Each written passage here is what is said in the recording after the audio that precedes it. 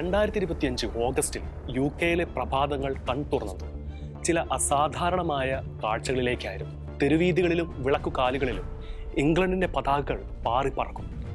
കുരിശുയുദ്ധകാലം മുതൽ ഉപയോഗിച്ചു പോന്നിരുന്ന saint George കുരിശുകൾ മറ്റൊരിടത്ത്.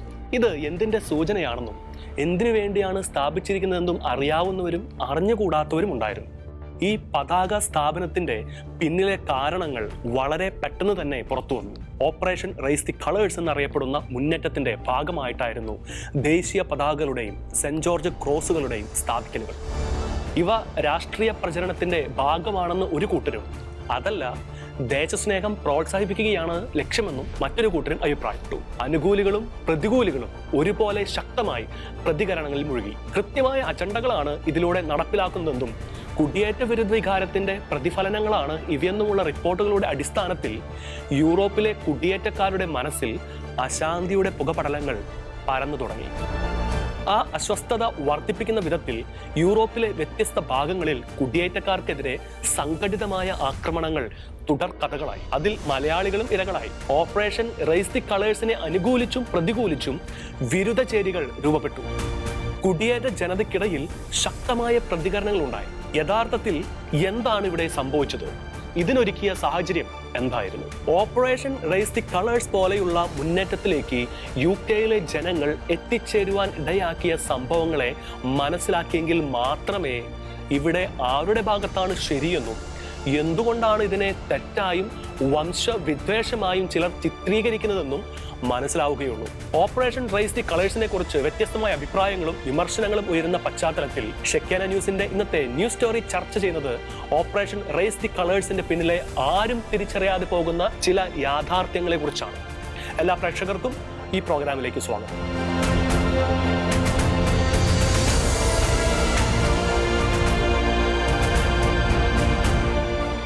മെച്ചപ്പെട്ട ജീവിത സൗകര്യങ്ങളും മാർഗങ്ങളും തേടിയുള്ള മനുഷ്യന്റെ അന്വേഷണ ത്വരയുടെ ഭാഗമാണ് കുടിയേറ്റങ്ങൾ. ചരിത്രാതീത കാലം മുതൽ തന്നെ കുടിയേറ്റങ്ങൾ ഈ ലോകത്തിന്റെ ഭാഗമായിരുന്നു.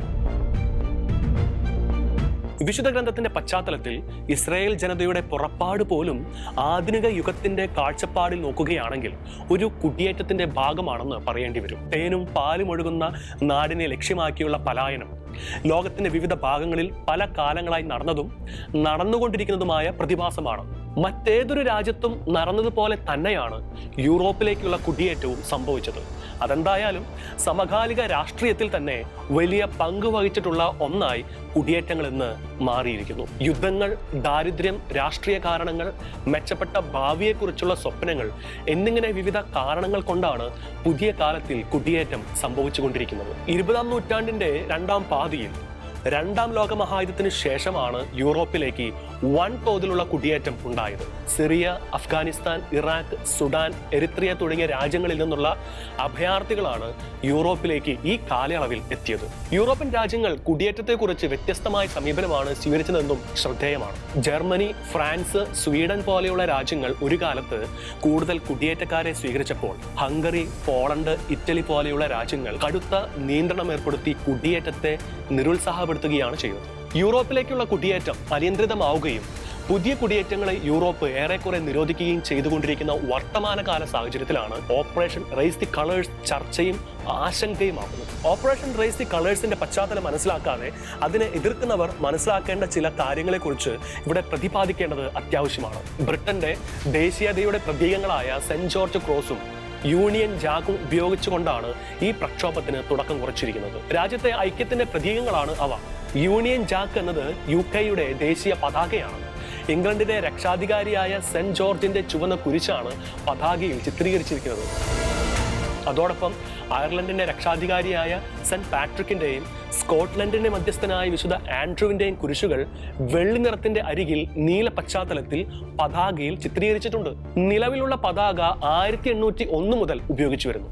യൂണിയൻ ജാക്ക് എന്നാണ് UK ദേശീയ പതാകയെ വിശേഷിപ്പിക്കുന്നതെങ്കിലും ആദ്യകാലത്ത് ബ്രിട്ടീഷ് പതാക എന്ന് തന്നെയാണ് ഇതിനെ വിശേഷിപ്പിച്ചിരുന്നത്. യൂണിയൻ എന്ന പദം ആദ്യമായി പ്രത്യക്ഷപ്പെട്ടത് 1625 മുതൽക്കാണ്. ഇംഗ്ലണ്ടിന്റെ ദേശീയ ഐക്യത്തിന്റെയും അഭിമാനത്തിന്റെയും പ്രതീകമാണ് സെന്റ് ജോർജ് കുരിശ്. ക്രിസ്തുവിശ്വാസത്തിന്റെ പേരിൽ രക്തസാക്ഷിയായ വിശുദ്ധ ഗീവർഗീസ് മധ്യകാലഘട്ടത്തിൽ യൂറോപ്പിൽ ധീരതയുടെ, വിശ്വാസത്തിന്റെയും പ്രതീകമായിരുന്നു. കുരിശുയുദ്ധങ്ങൾ നടന്നപ്പോൾ സെന്റ് ജോർജിന്റെ പ്രസക്തി വർദ്ധിച്ചു വന്നു. കുരിശുയുദ്ധ വേളകളിൽ അവർ വെളുത്ത പശ്ചാത്തലത്തിൽ ചുവന്ന കുരിശ് പതാകയിൽ ഉപയോഗിച്ചു തുടങ്ങി.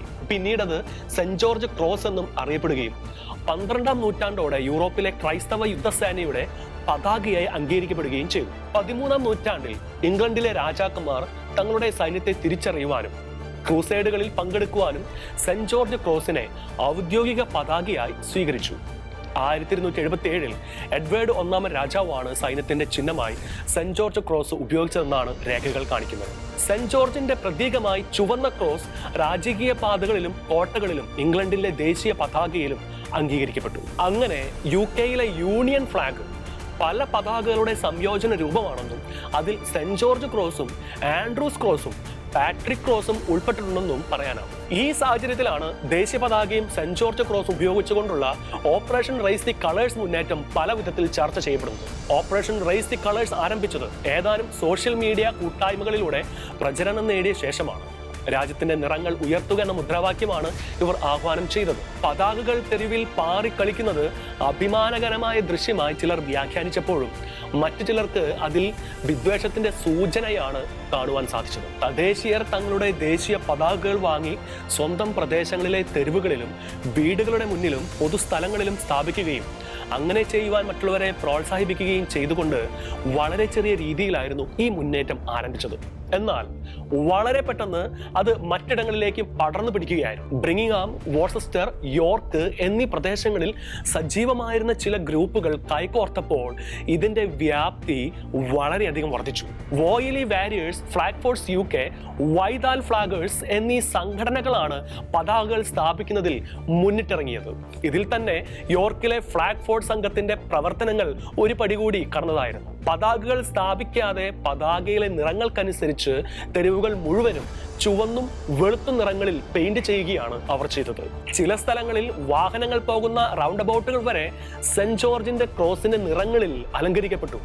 ഇത്തരം കാര്യങ്ങൾക്ക് വലിയ തോതിൽ പണച്ചെലവുണ്ടായിരുന്നു. കേവലം സംഘടനകൾക്കോ വ്യക്തികൾക്കോ മാത്രമായി നിർവഹിക്കുവാൻ കഴിയുന്നവയല്ല ഇവയെന്ന് പൊതുവെ തിരിച്ചറിയപ്പെടുകയായിരുന്നു. അങ്ങനെയാണ് ഇതിന്റെ പിന്നിലുള്ളവരെ കുറിച്ചുള്ള അന്വേഷണങ്ങൾ ആരംഭിച്ചത്. ഹോപ്പ് നോട്ട് ഹേറ്റ് പോലെയുള്ള സംഘടനകൾ നടത്തിയ അന്വേഷണങ്ങളിൽ നിന്ന് വ്യക്തമായത് ഈ പ്രസ്ഥാനത്തിന് പിന്നിൽ ബ്രിട്ടൻ ഫസ്റ്റ് പോലെയുള്ള സംഘടനകളുമായി ബന്ധമുള്ള ആളുകൾ പ്രവർത്തിക്കുന്നുണ്ട് എന്നതാണ്. ബ്രിട്ടനിലെ വലതുപക്ഷ ദേശീയവാദ രാഷ്ട്രീയ പ്രസ്ഥാനമാണ് Britain First. 2011 Jim Dawson, Paul Holding എന്നിവർ ചേർന്നാണ് ഈ സംഘടന ആരംഭിച്ചത്. ബ്രിട്ടീഷ് നാഷണൽ പാർട്ടിയിൽ പ്രവർത്തിച്ചിരുന്ന ചിലർ ഇതിന് നേതൃത്വം നൽകി. കുടിയേറ്റക്കാരെക്കാൾ ബ്രിട്ടീഷ് ജനങ്ങൾക്കായിരിക്കണം മുൻഗണന എന്നതാണ് ഇവരുടെ നിബന്ധന. ക്രിസ്തീയ സംസ്കാരമാണ് രാജ്യത്തിന്റെ അടിസ്ഥാനമെന്ന് ഇവർ ഉറച്ചു വിശ്വസിക്കുകയും ചെയ്യുന്നു. ക്രിസ്തീയ സംസ്കാരത്തെയും ദേശീയ പതാകകളെയും സംരക്ഷിക്കണമെന്ന ആവശ്യം, കുടിയേറ്റം നിയന്ത്രിക്കുക, അനിയന്ത്രിതമായ കുടിയേറ്റങ്ങൾ ഒഴിവാക്കുക എന്നിവയെല്ലാമാണ് ഇവർ മുന്നോട്ട് വയ്ക്കുന്ന ആശയങ്ങൾ. ഇതിന്റെ പ്രതിഫലനം തന്നെയാണ് ഓപ്പറേഷൻ റൈസ് ദി കളേഴ്സ്. ദേശീയപാതകൾ സ്ഥാപിക്കുന്നത് UK-യെ സംബന്ധിച്ച് പുതുമയുള്ള കാര്യമല്ല. പല വിശേഷ അവസരങ്ങളിലും അവർ ദേശീയ പതാകകൾ നഗരങ്ങളിലും തെരുവീതികളിലും പ്രതിഷ്ഠിക്കാറുണ്ട്. ലോകകപ്പ് മത്സരങ്ങൾ നടക്കുമ്പോഴും രാജകുടുംബവുമായി ബന്ധപ്പെട്ട ചടങ്ങുകളിലും ദേശീയ അവധി ദിനങ്ങളിലും പതാക ഉയർത്തുന്നത് അവരെ സംബന്ധിച്ചിടത്തോളം സാധാരണമായ കാര്യമാണ്. പക്ഷേ അതുപോലെ ആയിരുന്നില്ല ഓപ്പറേഷൻ റൈസ് ദി കളേഴ്സിന്റെ കാര്യം വന്നപ്പോൾ. ചുവപ്പ് കണ്ട വിറളി പിടിച്ച കാളയെ പോലെയാണ് കുരിശ് ചിഹ്നങ്ങൾ UK-യിൽ പലയിടത്തും പ്രത്യക്ഷപ്പെട്ടപ്പോൾ ഒരു വിഭാഗം ആളുകൾ പ്രതികരിച്ചത്. കുരിശിനെ എതിർക്കുന്നവരും ഭയപ്പെടുന്നവരുമാണ് ഇതിന്റെ പിന്നിൽ എന്നാണ് ആദ്യം തന്നെ പറയേണ്ടത്. ഓപ്പറേഷൻ റൈസ് ദി കളേഴ്സിനെ ആഹ്വാനം ചെയ്തത് യൂറോപ്പുകാരും ഇതിനെ എതിർക്കുന്നതും കുപ്രചരണം അഴിച്ചുവിടുന്നതും അനധികൃത കുടിയേറ്റക്കാരായ ഒരു വിഭാഗം മതവിശ്വാസികളുമാണ് എന്നതാണ് സത്യം. എല്ലാവിധത്തിലുള്ള മതവിശ്വാസങ്ങളോടും ജീവിത ശൈലികളോടും സഹിഷ്ണുത പുലർത്തുന്ന സംസ്കാരമാണ് യൂറോപ്പിൻ്റെത്. അതുകൊണ്ടാണ് ക്രൈസ്തവ രാജ്യമായിരുന്നിട്ടും മറ്റ് പല മതവിശ്വാസികളോടും തുറന്ന സമീപനം നടത്തുവാൻ യൂറോപ്പ് സന്നദ്ധമായതും ആരാധനാ സ്വാതന്ത്ര്യത്തിന് വിലക്കുകൾ ഏർപ്പെടുത്താതിരുന്നതും. വിവിധ സംസ്കാരങ്ങൾക്കുടമകളും വിവിധ മതവിശ്വാസങ്ങൾ പുലർത്തി പോന്നവരുമായ എത്രയോ പേരോടാണ് യൂറോപ്പ് തുറന്ന സമീപനം പുലർത്തിയിരിക്കുന്നത്. ഇങ്ങനെ മറ്റു മതവിശ്വാസങ്ങളോട് തികഞ്ഞ സംയമനവും സഹിഷ്ണുതയും പുലർത്തി പോന്നിട്ടും കുടിയേറ്റക്കാർ, അതും മുസ്ലിം കുടിയേറ്റക്കാർ, യൂറോപ്പിനോട് ചെയ്തത് എന്താണെന്ന് മനസ്സിലാക്കണമെങ്കിൽ കഴിഞ്ഞ ഏതാനും വർഷങ്ങളായി UK ഉൾപ്പെടെയുള്ള യൂറോപ്യൻ രാജ്യങ്ങളിൽ നടന്ന മുസ്ലിം തീവ്രവാദ ചരിത്രം മനസ്സിലാക്കണം. 20-ാം നൂറ്റാണ്ടിന്റെ അവസാനം മുതൽക്കാണ് യൂറോപ്പിലേക്ക് മുസ്ലിം കുടിയേറ്റം ആരംഭിച്ചത്. എന്നാൽ 21ാം നൂറ്റാണ്ടിലെത്തിയപ്പോഴേക്കും ആഗോള തീവ്രവാദ പ്രസ്ഥാനങ്ങളുടെ സ്വാധീനത്തിലേക്ക് യൂറോപ്പ് വഴുതി വീണുപോയി. 1960-70 കാലഘട്ടങ്ങളിലാണ് പാകിസ്ഥാൻ പോലെയുള്ള മുസ്ലിം രാജ്യങ്ങളിൽ നിന്ന് തൊഴിൽ തേടി കുടിയേറ്റക്കാർ കൂടുതലായും യൂറോപ്പിലെത്തിയത്. സാമ്പത്തികമായ മേഖലകളിൽ പങ്കാളിത്തം ഉറപ്പിച്ച അവർ പിന്നീട് വൈകാതെ അതിരൂക്ഷമായ മതചിന്തകളിലേക്കും സ്വാർത്ഥതയിലേക്കും വീണുപോവുകയായിരുന്നു. ചരിത്രത്തിലെ ഏറ്റവും രൂക്ഷമായ ഭീകരാക്രമണത്തിന് യൂറോപ്പ് സാക്ഷ്യം വഹിച്ചത് 2004-ലായിരുന്നു. അൽഖ്വയ്ദ ബന്ധമുള്ള തീവ്രവാദികൾ നടത്തിയ മാഡ്രിഡ് ട്രെയിൻ സ്ഫോടനത്തിൽ 191 പേർ കൊല്ലപ്പെടുകയും 2000-ലധികം പേർക്ക് പരിക്കേൽക്കുകയും ചെയ്തു. തൊട്ടടുത്ത വർഷം ജൂലൈ 7-ന് ലണ്ടൻ നഗരത്തിലെ അണ്ടർഗ്രൗണ്ട് റെയിൽ സംവിധാനത്തിലും ബസ്സിലും ഉണ്ടായ സ്ഫോടനത്തിൽ 52 പേർ കൊല്ലപ്പെടുകയും 100 കണക്കിന് പേർക്ക് പരിക്കേൽക്കുകയും ചെയ്തു. ബ്രിട്ടനിലെ യുവ മുസ്ലിം പ്രവാസികളായിരുന്നു ആക്രമണത്തിന് പിന്നിൽ. പാകിസ്ഥാനിൽ ശക്തമായ മതനിന്ദാ കുറ്റം ചുമത്തിയായിരുന്നു 2015-ൽ പാരീസിലെ കാർട്ടൂൺ മാസികയായ ചാർലി ഹെബ്ദോയുടെ ഓഫീസിൽ വെടിവെപ്പ് നടത്തിയത്. 12 പേരാണെന്ന് കൊല്ലപ്പെട്ടത്. അതേ വർഷം നവംബറിൽ നടന്ന ഭീകരാക്രമണത്തിൽ 130 പേർ കൊല്ലപ്പെട്ടു. IS ആയിരുന്നു ഇതിന് പിന്നിൽ പ്രവർത്തിച്ചിരുന്നത്. 2016-ൽ ബ്രസൽസിലും ഫ്രാൻസിലും നടന്ന തീവ്രവാദി ആക്രമണത്തിലും 100 കണക്കിന് ആളുകൾ കൊല്ലപ്പെടുകയും അനേകം പേർക്ക് പരിക്കേൽക്കുകയും ചെയ്തു. മുസ്ലിം തീവ്രവാദ ഗ്രൂപ്പാണ് ഇതിന്റെ പിന്നിലെല്ലാം പ്രവർത്തിച്ചതെങ്കിലും മുസ്ലിം സമൂഹത്തെ മുഴുവൻ കുറ്റപ്പെടുത്താതെ ആന്തരിക സുരക്ഷ ഉറപ്പാക്കുവാനാണ് യൂറോപ്പ് ശ്രമിച്ചത്. അപ്പോഴും കുടിയേറ്റത്തിന് യൂറോപ്പ് നിയന്ത്രണം വരുത്തുകയോ നിയന്ത്രിക്കുകയോ ചെയ്തുമില്ല. ഭീകരാക്രമണം പോലെ തന്നെ UK ഞെട്ടിച്ചു കളഞ്ഞ മറ്റൊന്നായിരുന്നു ഗ്രൂമിംഗ്.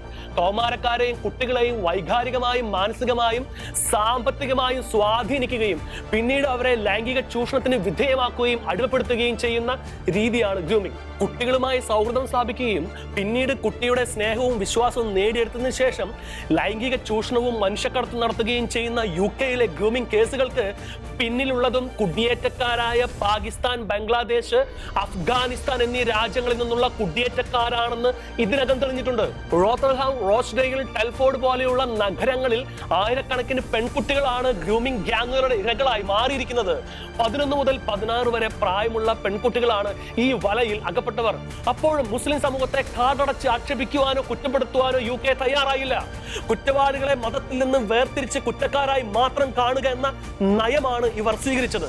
ഇത് UK-യുടെ ഉദാരതയുടെയും ക്ഷമയുടെയും തെളിവായിരുന്നു. എന്നാൽ പിന്നീട് മുന്നോട്ട് പോയപ്പോൾ കാര്യങ്ങൾ UK-യുടെ പാരമ്പര്യത്തിനോ അവർ കാണിച്ച മര്യാദയ്ക്കോ അനുസൃതമായിട്ടായിരുന്നില്ല തിരിച്ചു കിട്ടിയത്. അടുത്തിടെയായി UK-യുടെ പതാകകളെക്കാളും സെന്റ് ജോർജ് ക്രോസിനേക്കാളും UK-യിൽ പ്രത്യക്ഷപ്പെട്ടിരുന്നത് പാലസ്തീൻ പതാകകളായിരുന്നു. കുറച്ചുകൂടി വ്യക്തമായി പറഞ്ഞാൽ ഹമാസ് അനുകൂല തരംഗമാണ് UK-യിൽ അടുത്ത കാലത്ത് ആഞ്ഞടിച്ചിരുന്നത്. ലോകത്ത് മറ്റൊരിടത്തും ഉണ്ടായിട്ടില്ലാത്ത വിധത്തിലുള്ള ഹമാസ് അനുകൂല തരംഗം അലയടിച്ച ഒരേ ഒരു രാജ്യം UK ആയിരുന്നു. UK-യിൽ തന്നെ ഈ തരംഗം ശക്തമായിരുന്നത് ലണ്ടനിലും ബ്രിംഗ്ഹാമിലുമായിരുന്നു. ബ്രിംഗ്ഹാമിൽ ആകെ ജനസംഖ്യയുടെ 30% മുസ്ലിം ഭൂരിപക്ഷമാണ് എന്ന കാര്യം കൂടി ഇവിടെ ഓർമ്മിക്കപ്പെടേണ്ടതുണ്ട്.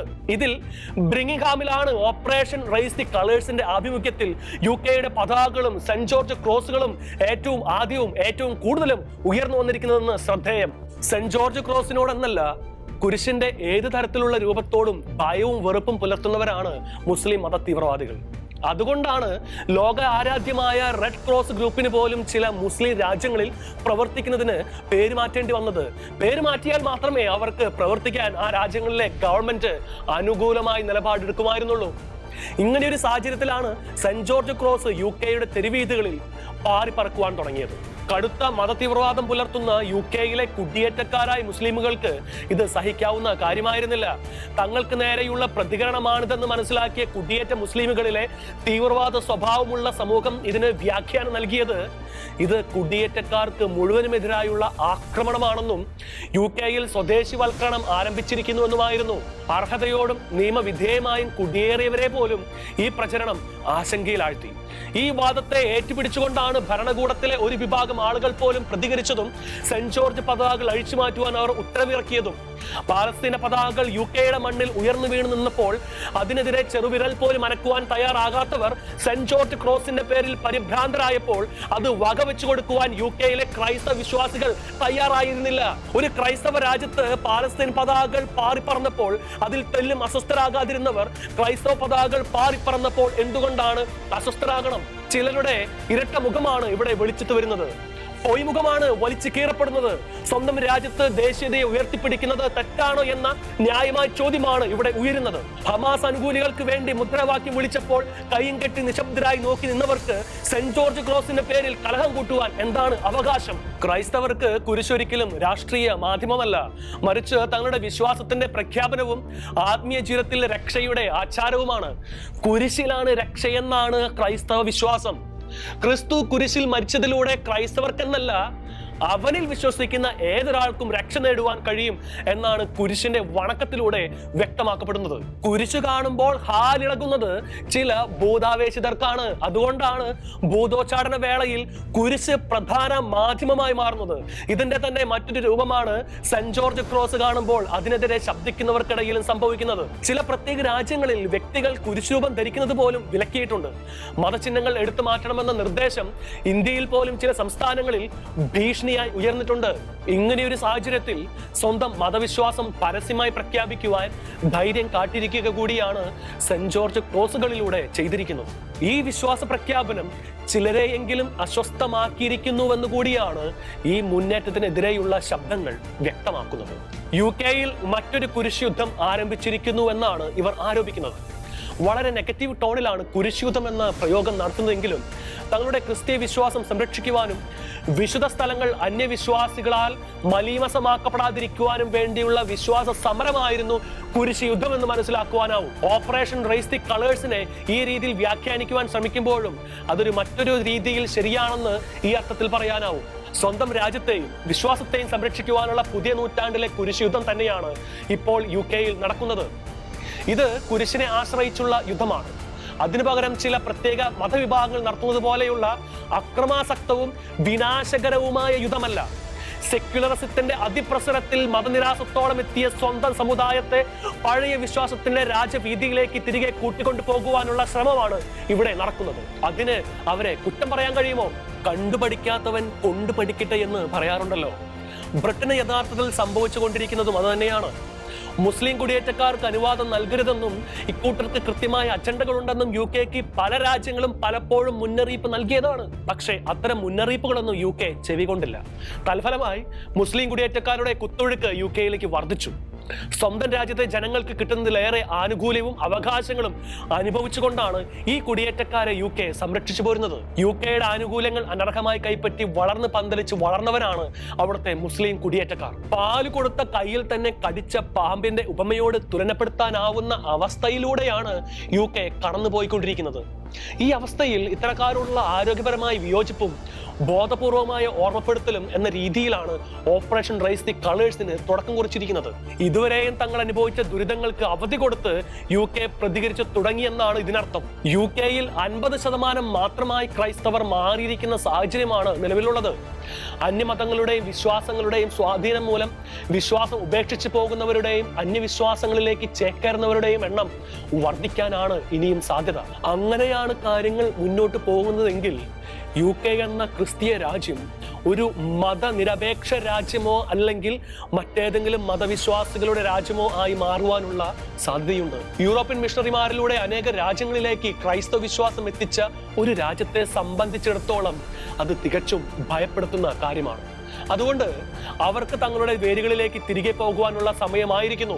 ആ സമയത്തിന്റെ തികവിലാണ് ഇത്തരത്തിലുള്ള മുന്നേറ്റങ്ങൾക്ക് രൂപം കൊടുക്കുവാൻ അവരിൽ ഒരു വിഭാഗം തയ്യാറായിരിക്കുന്നത്. അവകാശങ്ങളും ആനുകൂല്യങ്ങളും അർഹതയുള്ളവർക്ക് കൊടുക്കുമ്പോഴാണ് വിലയുണ്ടാകും. അർഹതയില്ലാത്തവർക്ക് ലഭിക്കുമ്പോൾ അത് തങ്ങളുടെ അവകാശമാണെന്ന് അവർ തെറ്റിദ്ധരിക്കുകയും നന്ദികേട് കാണിക്കുകയും ചെയ്യും. UK-യോട് മുസ്ലിം കുടിയേറ്റക്കാർ കാണിച്ചത് അതാണ്. ആ നന്ദികേടിനുള്ള പ്രതികരണമാണ് യൂണിയൻ ജാക്കും സെന്റ് ജോർജ് ക്രോസും നഗരവീഥികളിൽ ഉയർന്നിരിക്കുന്നത്. ഇതിലൂടെ UK പറയുന്നത് ഇത് തങ്ങളുടെ രാജ്യമാണെന്നും തങ്ങൾ ക്രൈസ്തവരാണെന്നുമാണ്. ഈ രാജ്യത്തെ സംസ്കാരത്തിന് യോജിക്കാത്ത വിധത്തിൽ പ്രവർത്തിക്കുകയോ പെരുമാറുകയോ ചെയ്യുന്നവർക്ക് സ്വന്തം രാജ്യങ്ങളിലേക്ക് മടങ്ങിപ്പോകുവാൻ അവകാശമുണ്ടെന്ന ഓർമ്മപ്പെടുത്തലാണത്. വിരുന്നുകാരായി വന്നിട്ട് ഉടമസ്ഥനായി മാറി അധികാരം സ്ഥാപിക്കുവാൻ ശ്രമിക്കുന്നവരോട് തന്റെ ഇടിയായ ഏതൊരു വീട്ടുടമസ്ഥനും കാണിക്കുന്നതേ UK കാണിക്കുന്നുള്ളൂ. കുടിയേറ്റ കാര്യങ്ങളിൽ UK കർശനമായി നിയന്ത്രണങ്ങൾ നടപ്പിൽ വരുത്തുവാൻ കാരണമായിരിക്കുന്നതിന് പിന്നിലുള്ളതും മേൽപ്പറഞ്ഞ വിധത്തിലുള്ള ദുരനുഭവങ്ങളാണ്. ഇത്രയും നാൾ തങ്ങൾ വഹിച്ചത് തുടർന്നും സഹിക്കുവാൻ ഞങ്ങൾ തയ്യാറല്ല എന്നാണ് അവർ ഇതിലൂടെ പ്രഖ്യാപിക്കുന്നത്. കുടിയേറ്റക്കാരും ന്യൂനപക്ഷ വിഭാഗങ്ങളും ഓപ്പറേഷൻ റേസ് ദി കളേഴ്സിനെതിരെ ശക്തമായി പ്രതികരിക്കുന്നുണ്ട്. തെരുവുകളിൽ നിറഞ്ഞ പതാകകൾ ഭീഷണിയുടെ പ്രതീകമായിട്ടാണ് അവർക്ക് തോന്നിയത്. നാം ഇവിടെ സ്വാഗതാർഹരല്ല എന്നൊരു സന്ദേശമാണ് തങ്ങൾക്ക് ലഭിച്ചതെന്നാണ് പലരുടെയും അഭിപ്രായം. ലണ്ടനിലെ ചില പ്രദേശങ്ങളിലൂടെ കുട്ടികളെ സ്കൂളിലേക്ക് കൊണ്ടുപോകുമ്പോൾ പതാകകൾ നിറഞ്ഞ തെരുവുകൾ തങ്ങളോട് പറഞ്ഞത് പതാകകൾ രാജ്യത്തിന്റെ അഭിമാനമാണെന്ന് മനസ്സിലാക്കി തരുന്നതിനൊപ്പം തങ്ങൾ ഇവിടെ സ്വീകരിക്കപ്പെടുന്നില്ല എന്നുകൂടിയാണ്. പൊതുസ്ഥലങ്ങളിലെ ഇത്തരം കാഴ്ചകൾ പലപ്പോഴും സമൂഹങ്ങളെ തമ്മിൽ വിഭജിക്കുകയും മറിച്ച് ബന്ധിപ്പിക്കേണ്ട ദേശീയ ചിഹ്നങ്ങൾ തന്നെ വിവാദമാക്കുകയും ചെയ്തു. ഒരേ ചിഹ്നം ഒരാൾക്ക് അഭിമാനത്തിന്റെ പ്രതീകമാകുമ്പോൾ മറ്റൊരാൾക്ക് അത് ഭീതിയുടെ പ്രതീകമായി തീരുമെന്ന് ചുരുക്കം. എന്നാൽ യഥാർത്ഥത്തിൽ ഇതാരുടെ നേരെയുള്ള സൂചനയാണെന്ന് അതുമായി ബന്ധപ്പെട്ടവർക്ക് കൃത്യമായി അറിയാം. എന്നിട്ടും അത് മറച്ചുവെച്ച് കുടിയേറ്റ സമൂഹത്തെ മുഴുവൻ ഭീതിയിലാഴ്ത്തി വിടാനാണ് ഇക്കൂട്ടരുടെ ശ്രമം. ഈ മുന്നേറ്റത്തെ കുറിച്ച് ചിന്തിക്കുമ്പോൾ അയർലൻഡിൽ ഇന്ത്യക്കാർക്കെതിരെ നടക്കുന്ന അക്രമങ്ങളെയും അതിക്രമങ്ങളെയും കുറിച്ചുകൂടി പറയേണ്ടതും. കൊച്ചുകുട്ടികൾ പോലും വംശീയതയുടെ പേരിൽ ആക്രമിക്കപ്പെടുന്നു എന്നതാണ് ഇത് വ്യക്തമാക്കിയത്. അയർലൻഡിലെ വാട്ടർഫോർഡ് സിറ്റിയിൽ താമസിക്കുന്ന കോട്ടയം സ്വദേശികളായ നവീന്റെയും അനൂപയുടെ മകളാണ് തദ്ദേശവാസികളുടെ ആക്രമണങ്ങൾക്ക് ഇരയായത്. വൃത്തികെട്ട ഇന്ത്യക്കാരി തിരിച്ചുപോയെന്ന് ആക്രോശിച്ചുകൊണ്ട് ആ പെൺകുട്ടിയെ ആക്രമിച്ചത് 12-നും 14-നും ഇടയിൽ പ്രായമുള്ള ആൺകുട്ടികളായിരുന്നു. സൈക്കിൾ കൊണ്ട് ഇടിക്കുകയും മുഖത്ത് അടിക്കുകയും ചെയ്തു. കൗമാരക്കാരായ കുട്ടികൾ അയർലൻഡിൽ വംശീയ അധിക്ഷേപത്തിനും ക്രൂരതകൾക്കും കൂടുതലായി ഇരകളാകുന്നുവെന്ന് ഇതേ തുടർന്നുള്ള പ്രതികരണങ്ങൾ വ്യക്തമാക്കുന്നുണ്ട്. അക്രമികളുടെ പ്രായം പലപ്പോഴും അവരെ ശിക്ഷയിൽ നിന്ന് ഒഴിവാക്കുന്നുണ്ട്. പ്രായപൂർത്തിയാകാത്തതിനാൽ ശിക്ഷിക്കുവാൻ നിയമപരമായി തടസ്സവുമുണ്ട്. ഈ ആനുകൂല്യത്തെയാണ് ചെറുപ്പക്കാർ ദുരുപയോഗിക്കുന്നതും ആ നിയമത്തിന്റെ ഒഴിവിൽ കുടിയേറ്റക്കാർക്ക് നേരെ അക്രമങ്ങൾ അഴിച്ചുവിടുന്നതും. അക്രമത്തിന് ഇരകളാകേണ്ടി വരുന്ന കുടിയേറ്റക്കാർക്ക് തിരിച്ചൊന്നും പ്രതികരിക്കുവാൻ പോലും കഴിയാത്ത സാഹചര്യവുമുണ്ട്. കാരണം കൗമാരക്കാരെ ആക്രമിക്കുന്നതും അവരെ ദേഹോപദ്രവം ഏൽപ്പിക്കുന്നതും ജയിൽ ശിക്ഷ ഉറപ്പുവരുത്തുന്ന കുറ്റമാണ് അയർലൻഡിൽ. ഇവിടെയും നിയമം കൗമാരക്കാർക്ക് അനുകൂലമാകുന്നു. അക്കാരണത്താൽ കൗമാരക്കാർ വീണ്ടും കുടിയേറ്റക്കാർക്കെതിരെ പടപ്പുറപ്പാടുകൾ നടത്തുകയും ചെയ്യുന്നുണ്ട്. അയർലൻഡ് ഇതുവരെ കുടിയേറ്റക്കാർക്ക് സമാധാനവും സ്വസ്ഥതയും നൽകിയിരുന്ന രാജ്യമായിരുന്നു. പക്ഷേ ഇന്ന് ആ അവസ്ഥ മാറിയിരിക്കുന്നു. ജീവനിൽ ഭയന്ന് കഴിയേണ്ട സാഹചര്യമാണ് കുടിയേറ്റക്കാർക്ക് ഉണ്ടായിരിക്കുന്നത്. യൂറോപ്പിലും അയർലൻഡിലും കുടിയേറ്റക്കാരായി എത്തുന്നവരിൽ നല്ലൊരു ശതമാനവും ആരോഗ്യ മേഖലയിൽ പ്രവർത്തിക്കുന്ന ഇന്ത്യക്കാരാണ്. അതിൽ തന്നെ കൂടുതൽ ശതമാനം വരുന്നത് മലയാളികളുമാണ്. ജീവനിൽ ഭയന്ന് ഇവർക്ക് തിരികെ പോരേണ്ടി വരുന്ന സാഹചര്യം എത്രത്തോളം ഭീതിതമായിരിക്കും. അയർലൻഡിലെ ഇന്ത്യൻ എംബസി ഓഗസ്റ്റ് മാസം തുടക്കത്തിൽ ഇന്ത്യൻ പൗരന്മാർക്കെതിരെ വരും നാളിൽ ആക്രമണങ്ങൾ വർദ്ധിച്ചു വരുമെന്ന് മുന്നറിയിപ്പ് നൽകിയിട്ടുമുണ്ട്. ശാരീരിക ആക്രമണങ്ങളുടെ എണ്ണം വർദ്ധിച്ചു വരുന്നതായി എംബസി തെളിവുകൾ നിരത്തുന്നുമുണ്ട്. അയർലൻഡിലെ എല്ലാ ഇന്ത്യൻ പൗരന്മാരും അവരുടെ വ്യക്തിഗത സുരക്ഷയ്ക്കായി മതിയായ മുൻകരുതലുകൾ സ്വീകരിക്കണമെന്നാണ് എംബസി നിർദ്ദേശിച്ചിരിക്കുന്നത്. പ്രത്യേകിച്ച് അസമയത്തും ഒറ്റയ്ക്കുമുള്ള യാത്രകളിലും. കാരണം ഒറ്റയ്ക്ക് നടന്നു പോകുന്നവരാണ് കൂടുതലായും ആക്രമിക്കപ്പെടുന്നത്. 40 വയസ്സുള്ള ഇന്ത്യക്കാരനെ ഒരു കൂട്ടം യുവാക്കൾ സംഘം ചേർന്ന് ആക്രമിക്കുകയും ട്രൗസർ പോലും അഴിച്ചു മാറ്റുകയും ചെയ്തതായി വാർത്തകൾ ഉണ്ടായിരുന്നു. അയർലൻഡിൽ മുമ്പൊരിക്കലും ഉണ്ടായിട്ടില്ലാത്ത സംഭവങ്ങളാണ് ഇപ്പോൾ റിപ്പോർട്ട് ചെയ്യപ്പെട്ടുകൊണ്ടിരിക്കുന്നത്. വിശുദ്ധ ഗ്രന്ഥത്തിൽ പറയുന്നത് പോലെ കളകൾക്കൊപ്പം വിള കൂടി പിഴുതുമാറ്റപ്പെടുന്ന സാഹചര്യം ഉണ്ടാവുമോ എന്നാണ് നമ്മൾ ഭയക്കേണ്ടത്. UK-യിൽ 6 ലക്ഷത്തോളം അനധികൃത കുടിയേറ്റക്കാരുണ്ടെന്നാണ് കണക്കുകൾ. ഇവരെയെല്ലാം രാജ്യത്ത് നിന്ന് പുറത്താക്കുമെന്നാണ് വരും കാലങ്ങളിൽ UK-യിൽ ഭരണം കൈയാളുമെന്ന് പ്രതീക്ഷിക്കുന്നവരുടെ വാഗ്ദാനങ്ങൾ. അതിലൂടെ കുടിയേറ്റ നിയമങ്ങളും കുടിയേറ്റക്കാർക്കുള്ള നിയമങ്ങളും കർക്കശമാകുന്നത് തന്നെ കരുതാം. ഇപ്രകാരം സംഭവിക്കുകയാണെങ്കിൽ ജീവിക്കുവാൻ വേണ്ടി മാത്രമായി UK-യിൽ എത്തിയവരുടെ ഭാവി സ്വപ്നങ്ങളും തകർത്തെറിയപ്പെടുമോ എന്നതാണ് നമ്മുടെ ആശങ്ക വർദ്ധിപ്പിക്കുന്നത്. തീവ്രദേശീയതയുടെ പേരിൽ അന്യരാജ്യക്കാരെല്ലാം ഒഴിവാക്കപ്പെടുമ്പോൾ UK-യിൽ നിന്ന് മലയാളികൾക്കും പടിയിറങ്ങേണ്ടി വന്നാൽ അത് കേരളത്തിന്റെ സാമ്പത്തിക മേഖലയെയും ദോഷകരമായി ബാധിക്കുമെന്ന കാര്യത്തിൽ തർക്കമൊന്നുമില്ല. നിയമപരമായി കുടിയേറിയ മാന്യമായും അന്തസ്സായും ജീവിക്കുന്ന മലയാളികളും ഇതിൽ ഉൾപ്പെടുന്നത് അത്യന്തം ദയനീയമായിരിക്കും. അനധികൃത കുടിയേറ്റക്കാർക്കെതിരെ പല ആരോപണങ്ങൾ ഉയരുമ്പോഴും അവയിൽ ചിലതൊക്കെ ശരിയാകുമ്പോഴും കുടിയേറ്റക്കാരെ മുഴുവൻ ഭീഷണിക്കാരായി ചിത്രീകരിക്കുന്നത് അംഗീകരിക്കാനാവില്ല. യൂറോപ്പിന്റെ ഭാവിയിൽ നിർണായകമായ സംഭാവനകൾ നൽകിയവരാണ് കുടിയേറ്റക്കാർ. പ്രത്യേകിച്ച് ആരോഗ്യ മേഖല, ഗതാഗതം, നിർമ്മാണം, സേവന മേഖലകൾ. കുടിയേറ്റത്തെ ശരിയായി നിയന്ത്രിക്കാത്തതും യൂറോപ്പിന്റെ ക്രിസ്തീയ ചരിത്രത്തെ അവഗണിക്കുകയും നിഷേധിക്കുകയും ചെയ്യുന്നതുമായ മതവിശ്വാസികൾക്ക് പ്രവേശനം നൽകിയതും അവരെ നിയന്ത്രിക്കുവാൻ കഴിയാതെ പോയതും നിയമലംഘകരെ തടയാൻ കഴിയാതെ വന്നതുമെല്ലാം ഇത്തരമൊരു അവസ്ഥ സൃഷ്ടിക്കുവാൻ കാരണമായിട്ടുണ്ടാകാം. തദ്ദേശവാസികളെ പ്രതിരോധത്തിലാക്കുകയും പ്രതികരിക്കുവാൻ അവർ നിർബന്ധിതരാകപ്പെടുകയും ചെയ്തിട്ടുണ്ടാകാം. കുടിയേറ്റം നീതിപൂർവകവും ഗുണകരവുമായി നിയന്ത്രിക്കുകയാണ് ഇതിനുള്ള പരിഹാരം. അതോടൊപ്പം കുടിയേറുന്നവർ തങ്ങൾ വെറും അതിഥികൾ മാത്രമാണെന്ന ധാരണ മറക്കാതിരിക്കുകയും വിരുന്നുകാരനെ പോലെ ജീവിക്കുകയും വേണം. ഇങ്ങനെയുള്ള കാര്യങ്ങളിലൂടെയെങ്കിലും കുടിയേറ്റവുമായി ബന്ധപ്പെട്ട പ്രശ്നങ്ങൾക്ക് അവസാനം കുറിക്കുവാൻ സാധിച്ചേക്കുമെന്ന് വിശ്വസിക്കാം. രാജ്യത്തിന്റെ ഐക്യത്തെ പ്രതിഫലിപ്പിക്കുന്ന പ്രധാന ചിഹ്നമാണ് സെന്റ് ജോർജ് ക്രോസ്. സാമൂഹിക രാഷ്ട്രീയ തലത്തിലും ഇതിന് വലിയ പ്രാധാന്യമുണ്ട്. ചരിത്രപരമായി സെന്റ് ജോർജ് ക്രോസ് ധൈര്യത്തിന്റെ പ്രതീകമാണ്. ആ പ്രതീകത്തെ എന്തിനാണ് ചിലർ ഭയക്കുന്നതെന്ന ചോദ്യവും ബാക്കിയാകും. ഓരോ വീടിനും ഓരോ സംസ്കാരം ഉള്ളതുപോലെ ആ സംസ്കാരത്തിന് അനുസൃതമായി യോജിച്ച് മുന്നോട്ട് പോവുകയല്ലാതെ അതിനെ എതിർത്തുകൊണ്ട് സ്വന്തം സംസ്കാരം അവിടെ അടിച്ചേൽപ്പിക്കുന്നതും ആതിഥേയരെ അസ്വസ്ഥരാക്കുന്നതും നല്ലതാണോ? ഇഷ്ടമില്ലാത്ത സംസ്കാരത്തിൽ നിന്ന് പുറത്തു കടന്ന് സ്വന്തം സംസ്കാരം അനുസരിച്ച് ജീവിക്കുന്ന സമൂഹത്തിലേക്ക് മടങ്ങി പോവുകയല്ലേ ഇക്കൂട്ടർ ചെയ്യേണ്ടത്? ചുരുക്കത്തിൽ യൂറോപ്പ് ക്രൈസ്തവ രാജ്യമാണ് എന്നും തങ്ങളുടെ സംസ്കാരവും വിശ്വാസവും അനുസരിച്ച് ജീവിക്കേണ്ടവരാണ് കുടിയേറ്റക്കാരെന്നും തങ്ങളുടെ മതവിശ്വാസങ്ങളെ അതിലംഘിച്ചും അവഗണിച്ചും ഒരു മതസമൂഹത്തിനും അന്യ രാജ്യക്കാർക്കും ഇവിടെ ജീവിക്കാനാവില്ലെന്നുമുള്ള ധീരമായ പ്രഖ്യാപനമാണ് യൂറോപ്യൻ ജനത ഓപ്പറേഷൻ റെയ്സ് ദി കളേഴ്സിലൂടെ നടത്തിയിരിക്കുന്നത്. അളമുട്ടിയാൽ ചേരയും കടിക്കുമെന്ന നാട്ടുചൊല്ല് പോലെ ഏറെ വർഷങ്ങളായി യൂറോപ്യൻ ജനത കുടിയേറ്റക്കാരാൽ അനുഭവിച്ച ദുരിതങ്ങളോടുള്ള ശക്തമായ പ്രതികരണവും അനധികൃത കുടിയേറ്റക്കാർക്കുള്ള താക്കീതുമാണ് ഓപ്പറേഷൻ റെയ്സ് ദി കളേഴ്സ് എന്ന് ഒറ്റവാക്കിൽ പറയാം. കുരിശിനെ കണ്ടാൽ വിരലി പിടിക്കുന്നവർക്ക് കുരിശുകൊണ്ട് തന്നെ മറുപടി പറയാനാണ് ഓപ്പറേഷൻ റെയ്സ് ദി കളേഴ്സ് ശ്രമിക്കുന്നത്.